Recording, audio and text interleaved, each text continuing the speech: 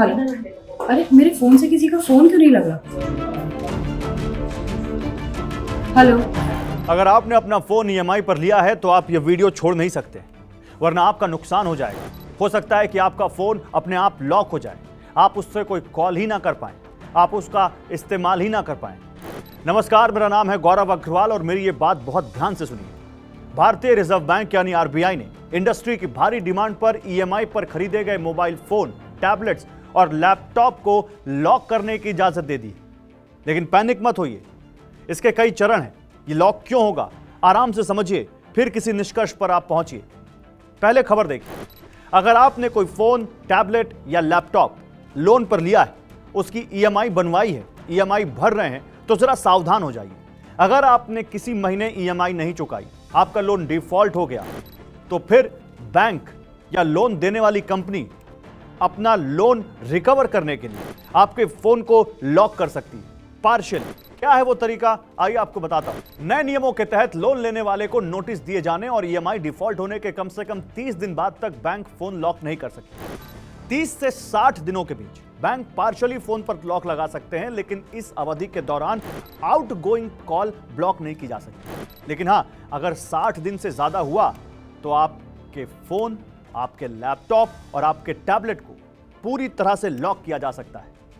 इसके अलावा incoming call, SMS या आपातकालीन एसओएस फंक्शन को वो बैंक या वो कंपनी ब्लॉक नहीं कर सकती। और यह प्रतिबंध नौकरी, रोजगार के लिए इस्तेमाल किए जाने वाले उपकरण पर भी लागू नहीं होगा। यानी 30 दिन तक तो कुछ नहीं होगा, 30 से 60 दिन के बीच पार्शियली लॉक होगा, 60 दिन के बाद आउटगोइंग ब्लॉक हो जाएगी, 90 दिन के बाद और भी ज्यादा हो सकता है। हालांकि इनकमिंग या फिर एसओएस या इमरजेंसी सुविधा, ये सब आपके फोन पर लॉक नहीं होगी। लेकिन आप किसी को कॉल ही ना कर पाएं जरूरत के दौरान, जरूरत के समय, तो सोचिए वो फोन किस काम का। इतना ही नहीं, बकाया राशि का भुगतान हो जाने के बाद बैंकों को 1 घंटे के भीतर उस फोन या दूसरे डिवाइस को अनलॉक करना होगा। आरबीआई ने यह भी कहा है कि अगर किसी वजह से डिवाइस को अनलॉक करने में देरी होती है तो एक्सेस बहाल होने तक, यानी आप उस फोन को दोबारा एक्सेस कर पाएं, उसको पूरी तरह से यूज कर पाएं, 250 रुपए प्रति घंटे का मुआवजा देना होगा अगर 1 घंटे से ज्यादा हो गया आपकी फोन की सर्विस बहाल होने में, जिसकी अधिकतम सीमा लोन की राशि के बराबर होगी। यानी मैक्सिमम मुआवजा आपको जितना आपका लोन है उतना ही मिलेगा। यह नियम पहले अक्टूबर 2026 से लागू होने थे, लेकिन अब 1 जनवरी 2027 से लागू होंगे। नए नियमों में एक और बड़ा बदलाव किया गया है कि कोई भी लेंडर या उसकी ओर से काम करने वाला थर्ड पार्टी सर्विस प्रोवाइडर किसी उधारकर्ता को, यानी किसी लोन लेने वाले को, मनमाने तरीके से उसका फोन लॉक नहीं कर पाएगा। अगर किसी डिवाइस को लॉक करना है तो सबसे पहले उसे उस फोन के निर्माता यानी मैन्युफैक्चरर और फिर उसके ऑपरेटिंग सिस्टम प्लेटफॉर्म जैसे एंड्रॉइड या आईओएस से जरूरी सर्टिफिकेशन लेना होगा। यानी किसी ऐप या रिकवरी एजेंसी के पास यह अधिकार नहीं होगा कि वो अपने स्तर पर किसी का फोन बंद कर दे। उसको एक प्रोसेस के थ्रू जाना पड़ेगा, सर्टिफिकेशन लेना पड़ेगा मैन्युफैक्चरर से या ऑपरेटर से। और इतना ही नहीं, आरबीआई के नए नियम उधारकर्ताओं यानी जो लोन लेने वाला है, जिसने लोन पर वो फोन खरीदा है, उसकी प्राइवेसी को भी पूरी तरह सुरक्षित रखने की कोशिश करते हैं। नियम साफ कहते हैं कि अगर किसी वजह से डिवाइस पर कोई प्रतिबंध लगाया भी जाता है, तब भी लेंडर या उसकी ओर से काम करने वाली एजेंसी को फोन में मौजूद किसी भी निजी जानकारी तक पहुंचने का अधिकार नहीं होगा। यानी वो आपके कॉन्टैक्ट, आपके एसएमएस, आपके कॉल लॉग, आपके फोटो, आपके वीडियो, आपके डॉक्यूमेंट्स, आपके ईमेल, चैट, लोकेशन हिस्ट्री या फोन में मौजूद किसी भी पर्सनल डेटा को ना तो वो देख पाएंगे और ना ही उसको कॉपी कर पाएंगे और ना ही उसका इस्तेमाल कर पाएंगे। ये आरबीआई के नियम बहुत साफ कहते हैं।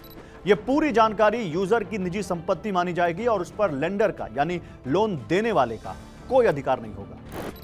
सीधे शब्दों में कहें तो अगर आपने लोन लिया है और उसकी किस्त डिफॉल्ट हो जाती है, तब भी बैंक या फाइनेंस कंपनी आपके निजी डेटा में ताक झांक नहीं कर सकती। उनका अधिकार सिर्फ लोन की वसूली तक सीमित रहेगा, आपकी प्राइवेसी पर नहीं।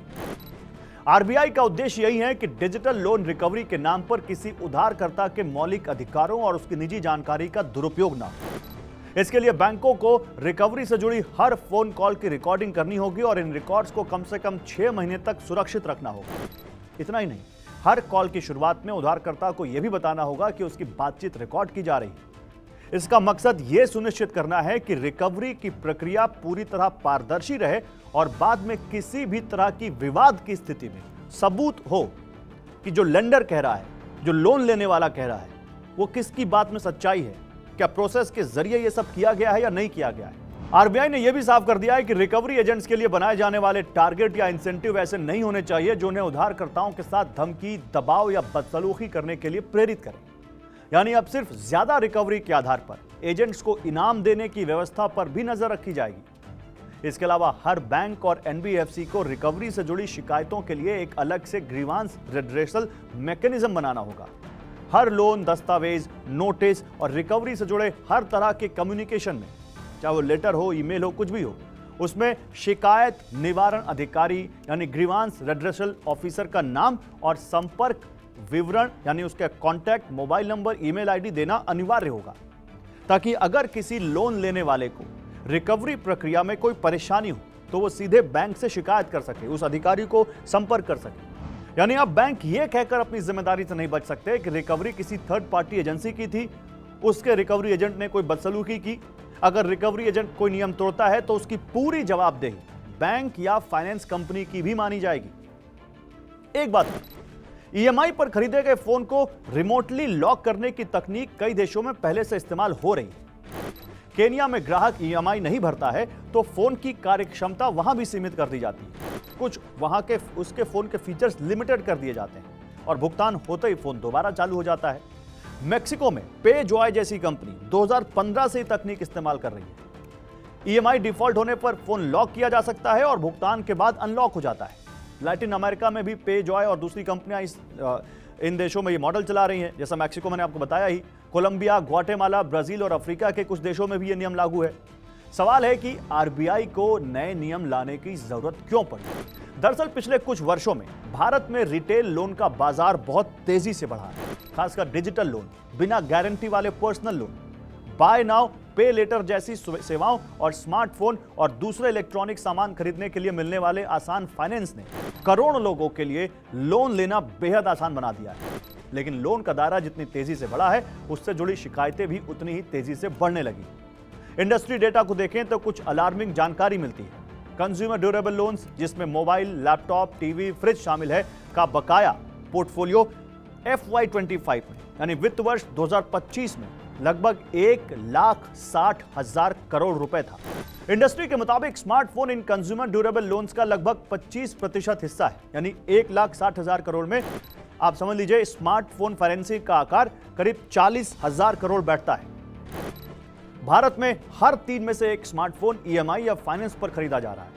मोबाइल फोन फाइनेंसिंग में डिफॉल्ट लगभग 2.7% से 2.9% तक पहुंच गया है, जबकि सामान्य तौर पर 2% को एक हेल्दी लेवल माना जाता है, स्वस्थ स्तर माना जाता है। इसका दूसरा हिस्सा भी है। बड़ी संख्या में लोगों ने आरोप लगाया है कि ईएमआई मिस होने पर रिकवरी एजेंट लगातार फोन करते हैं, धमकाते हैं, देर रात या सुबह सुबह घर पहुंच जाते हैं, सोशल मीडिया पर बदनाम करने की कोशिश करते हैं और कई मामलों में परिवार के सदस्यों, दोस्तों या दफ्तर में फोन करके भी मानसिक दबाव बनाते हैं। हो सकता है कि आप में से भी कुछ लोग इसको झेल चुके हो। इससे आगे जाकर कुछ फाइनेंस कंपनियों ने तो स्मार्टफोन लोन के लिए ऐसी तकनीक का इस्तेमाल भी शुरू कर दिया, जिससे ईएमआई नहीं चुकाने पर ग्राहक के फोन की कुछ सुविधाओं को रिमोट एक्सेस से ही बंद या सीमित किया जा सकता था। यानी अभी आरबीआई ने फ्रेमवर्क बनाया है, उससे पहले ही लोगों ने यह प्रैक्टिस शुरू कर दी थी। इससे यह चिंता बढ़ गई कि लोन की वसूली के नाम पर लोगों की निजी जिंदगी और डिजिटल अधिकारों का उल्लंघन हो रहा है।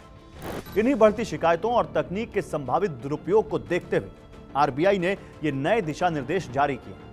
इनका मकसद साफ है, लोन की वसूली जरूर हो लेकिन वो कानून के दायरे में हो, पारदर्शी तरीके से हो और उधारकर्ता यानी जिसने लोन पर वो फोन खरीदा है या लोन पर वो लैपटॉप और टैबलेट खरीदा है, उसकी गरिमा, उसकी प्राइवेसी और उसके अधिकारों का सम्मान हो सके। तो आपको आरबीआई के नए नियम कैसे लगे? क्या आप इनसे सहमत हैं? क्या आपको लगता है आरबीआई ने यह सही किया है? और क्या आपको लगता है कि अगर हमारी क्षमता नहीं है उतनी ईएमआई चुकाने की, तो क्या हमें उतनी ईएमआई पर इतने महंगे फोन का शौक पालना चाहिए? अपनी राय हमें कमेंट करके जरूर बताएं और जो भी आपका फीडबैक है हमें जरूर दीजिए, वह हमारे सिर माथे पर। नमस्कार।